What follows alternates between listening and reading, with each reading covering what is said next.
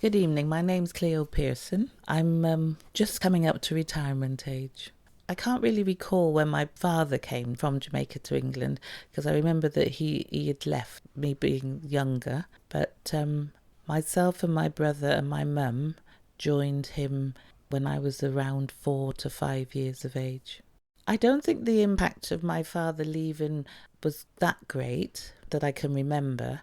However, when we joined him here, it was quite strange trying to get used to somebody that you could only vaguely remember. I joined him when I was about 4 and a half years of age.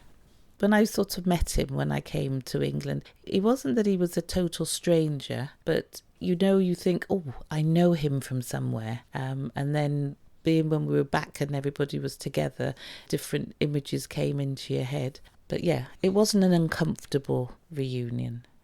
When we left Jamaica to come to England, I knew we were going to move house, but I don't think I realised, looking back, the distance we were going to travel. So it was almost like what now as you grow up and you watch things on the movies, you knew it was going to be a different life, but you didn't know because you didn't have anything to refer to. To come to England, we travelled by a plane.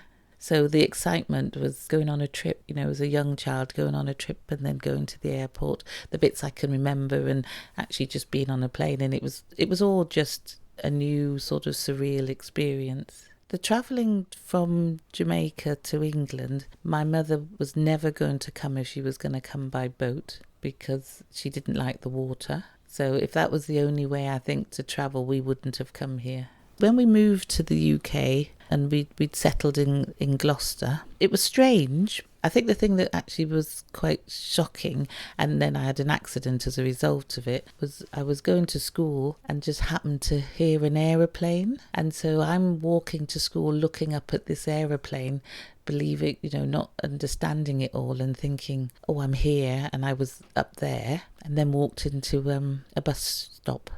Not paying attention and looking up at the aeroplane, I damaged my knee. My brother had to help me walk to school because it was painful. And then after school, when we returned home, my mother took me to hospital and then I had to have surgery. After colliding at the bus stop, I limped to school with my brother's help. And I knew I was in pain, but I didn't actually sort of take it. You try not to take any notice of it because you think it's going to pass. But after spending the day at school, none of us actually believing that it could have been of anything of importance, my brother then had to carry me home. And once my mum came and saw, I went to hospital then and subsequently needed surgery on my knee because I dislocated or moved my knee bone. There's lots of memories that I can remember being in this country more than in Jamaica, but that was of my dad when he had his motorbike, a little Honda, and when we could hear him coming from work, I'd run down from the Masonette stairs down the road, and then he'd stop and pick me up, and I'd come on the back and come back up the road. In terms of adjusting to a new environment from a different country, I think the greatest thing was that it was cold in comparison. I remember that one of the big adjustments for moving to this country was the weather and the cold. I think in adapting to the cold weather, in the early period, we, as I suppose most Jamaicans, were in large houses with lots of different people and families. And so we used to actually being warm and with the lovely coal fire until we then eventually we moved with my parents into their council accommodation. My parents didn't have any further children once they moved to the UK. My parents had my older sister who also had children, and then my brother, and then I was the baby. After we moved to the UK, I don't think the relationship changed necessarily with my brother because we were still at the house with my parents. My sister had her own husband, and then she then had children, so I wasn't then the youngest. My sister being about 19 years older than me, so I was the baby of the family, and my sister being the eldest then married and had her own children. And I can remember going round to her house as I grew to babysit. The experiences of being the the sort of youngest, but then the oldest, old enough to babysit, wasn't daunting for my sister's children. I think in those days it was a fact of life that everyone had to help one another, because we were all in a new environment and a new country, and we had to pull together to for life to go on. I can remember easily that the time babysitting chores started. I know I was at secondary school, and so I used to come home to my parents' house, get my homework, do my book work, get organised, perhaps even start dinner do dinner for us, and then following that I would pack my bag for the next day for school, and my book, and then walk to my sister's house to stay there to babysit for the few hours, but then I would stay overnight at my sister's and leave from there and go to school. The good thing about that was that I always had someone to cook my breakfast. I think I was at secondary school, so probably 11, 12, and my nephews and nieces ranged, toddlers to preschool. Growing up, the relationship with my siblings, I being the baby, has always been, I think me and my brother have the most niggly bits because we're closer in age. But with my sister, before she died, it was almost like a mother-daughter relationship. But then I had the best bits from my sister, because when there was things that my mother disapproved of as I was growing up as a teenager, my sister would go out and buy for me. From moving from Jamaica to England as a young child, I don't quite know how the family dynamics was different, or because we've always been a very close family. So from the stories that my mum, you used to have all the generations from granny to mother and father to children living not necessarily in the same house but in the same yard. So there was all the levels of ages ranging from 0 to 90. However, we were actually quite a close family. From the family dynamic from my growing up over the years, I think the influence on my children has always been to have good family values and be respectful and mindful of all the different ages, especially on sort of, say, Christmas time, or not even just Christmas time, but family gatherings. There was definitely the hierarchical structure of my mum, my then sister, and then my brother, and then me, and then the kids and the children. So we all knew where we were in the chain, the family chain, but we had big, good family get-togethers, and virtually every Sunday, if we were at one house or the other house. We didn't tend to go to my mum so much because as she get older, she was blind, so I would either take her to my sister's, leave her, go to work, come back, or my brother would take her to her house and come and bring back, and then go to my sister's. So we mixed quite a lot on the weekends. The Jamaican values, I think, that I've tried to impart on my two sons by not necessarily every Sunday being together, and my boys moved different parts of the country, but as often as we could. And so especially at the festival times, so Easter or the bank holiday times, we tried to have family time.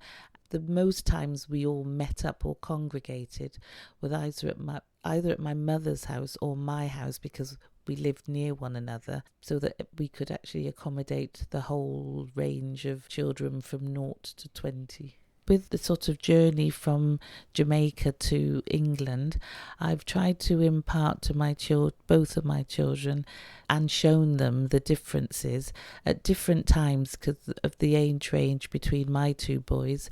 But individually, I would say in their sort of between the age of 7 to 10, I have taken them to Jamaica with my mum, so that they can actually see where they came from and the background around Jamaica and Jamaica life, but individually, just because of the age differences. I think, but with my children, they're having a Jamaican Caribbean heritage. I think I've tried to instill or to show them the differences between Jamaicanness and Britishness, but also the similarities and how you can mix the two lifestyles, can run concurrently or match. It's difficult to say how the impact of being Jamaican and British has affected my children, my two boys. However, if I'm having to judge, the elder boy has a stronger impact on or influence from the Britishness, but I think that's due to his football career and mixing and being more in tune with the Britishness in that sort of respect. But with my younger boy, I think he's a bit more all round because he has a greater influence or impact towards the Jamaican family way of life. But I think it's just because of the age difference, different kind of cultural influences from being British to being Jamaican. My career in the UK, which has always been from before I even knew what it was to be a nurse and look after mothers and babies. But obviously as I grew older, and so that was from I could even think about it. When I was a child, my parents couldn't talk about anybody being in hospital within my hearing, because even though we as children couldn't visit people, I just wanted to go with them and sit in the corridor and smell the hospital environment, the old Southgate Street Hospital. So that was always my being, is to be, as obviously as you grow up and you realise what it is, was to become a midwife. So I did my nursing, and then a few years later did my midwifery and stayed in midwifery until I retired from the NHS. Total of about, I believe, from 18 to 59, it's about 43 years, somewhere around there. So the most of my working life, apart from summer jobs as a teenager, was nursing and midwifery. My plans for retirement, I'm not going to be sitting at home and knitting, and I have as yet no grandchildren to knit for or to be a grandmother. However, my thrust is still caring for people and looking after people, so I'm quite involved in caring, not so much as physical care, but I'm involved with facilitating, call it the Elders Club, weekly, where we do exercises and they stay from I think it starts from about 10 till 2, and the exercise is followed by knitter natter, lunch and food, and then they go home. So and that's at the All Nations Community Centre. So that's what I love at the minute. In regards going back to the Caribbean, I did, I suppose in my 20s, think, I'm going to retire in the Caribbean in the sun and all the rest of it. But after going there a couple of times, as I say, with the children, I realised that I don't know whether I could have actually changed my lifestyle to fit the Caribbean style, or be able to be comfortable in the Caribbean style. So we were going to, my husband and I was trying to encourage him to get property over there, but then I sort of woke up and decided that it would be too complicated. So yeah, we travel a lot and visit different places. But with all the travel and going everywhere and coming back, I would stay in the UK. Because I believe that England, it's the only home that I truly know from a very young age till now. So why change it if it isn't broke?